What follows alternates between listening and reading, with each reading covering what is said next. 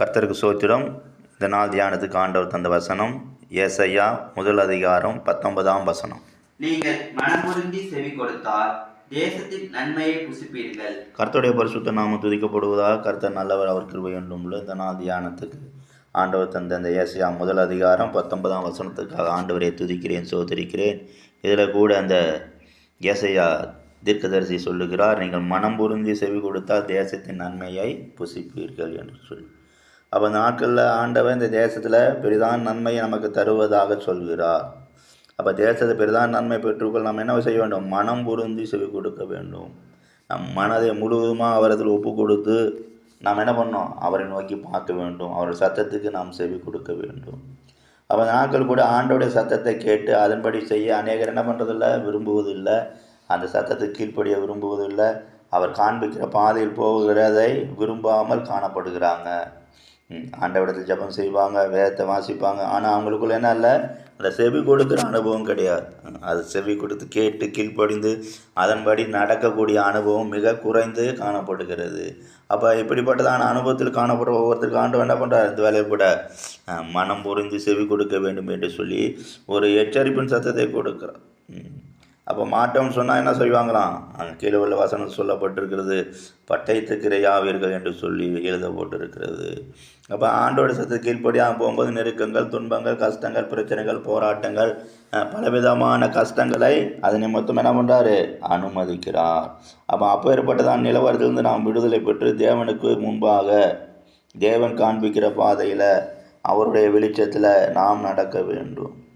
அப்போ வசனத்தின்படியெல்லாம் நாம் செய்ய நம்மை ஒப்படைக்க வேண்டும். ஆவியானவருடைய நடத்திப்புக்கு நம்மை ஒப்படைக்க வேண்டும். தேவனுக்கு பிரியமானது செய்து தேவ சித்தத்தை நிறைவேற்ற நம்மை தாழ்த்த வேண்டும்.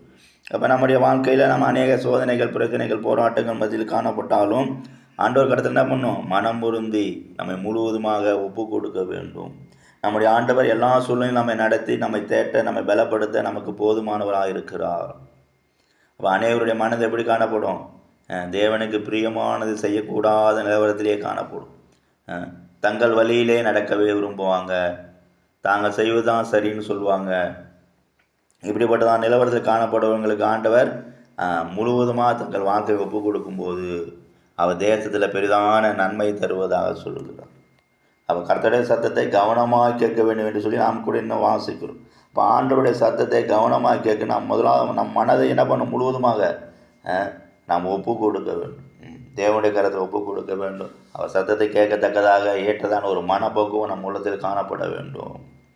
இப்படி நாம் ஜீவிக்கும்போது நிச்சயமாக ஆண்டவர் நமக்கு நம்ம வழிநடத்துகிற பாதையில் நமக்கு கொண்டு அவர் பெரிய காரியங்களை செய்வார். வசனம் சொல்கிறது, குதிரையோ 4 ஆயத்தம் செய்யப்படும், ஜெயமோ கர்த்தரால் வரும் என்று சொல்லி. அப்போ பரத்திலிருந்து ஆண்டவர் நமக்கு என்ன பண்ண விரும்புகிறாரு? ஜெயத்தை அனுப்ப விரும்புகிறார்.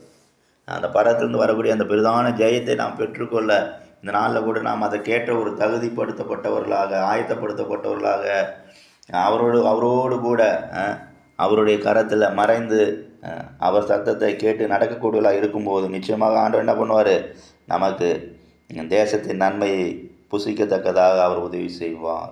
பாருங்கள், இஸ்ரேல் ஜனங்க பழைய ஏற்பாட்டு காலத்தில் அந்த வனாந்திர பிரயாணத்தில் அந்த கானான் தேசத்தின் பெரிதான நன்மையை அவர்கள் பெற்றுக்கொள்ள முடியவில்லை. அநேகர் என்ன பண்ணாங்க? வனாந்திரத்திலே மடிந்து போனாங்க முற்பிதாக்கெல்லாம். ஆனால் அவங்க பிள்ளைங்க தான் என்ன பண்ணாங்க? அந்த கானான் தேசத்துக்குள்ளே பிரவேசித்தாங்க. இதற்கு காரணம், அவங்க அந்த வனாந்திரத்தில் பிரயாணம் செய்த போது ஆண்டவருக்கு விரோதமான பாவங்களை செய்தாங்க. ஆண்டவருக்கு கீழ்ப்படியில் ஆண்டவருக்கு விரோதமாக பேசினாங்க. அதனால் அவங்க வாழ்க்கையில் அப்படியாக காணப்பட்டது. அப்போ இந்த கடைசி நாட்கள் கூட நாம் ஆண்டவருக்கு பிரியமானது செய்து அவர் பாதையில் நடக்க நம்மை தாழ்த்தி ஒப்பு கொடுப்போம். அப்போ நிச்சயமாக ஆண்டு நம்மோடு கொடுத்து நமக்கு பெரிய காரியங்களை செய்வார். கர்த்தர் தாமே இந்த வசனங்களால் நம்மை ஆசீர்வதிப்பாராக.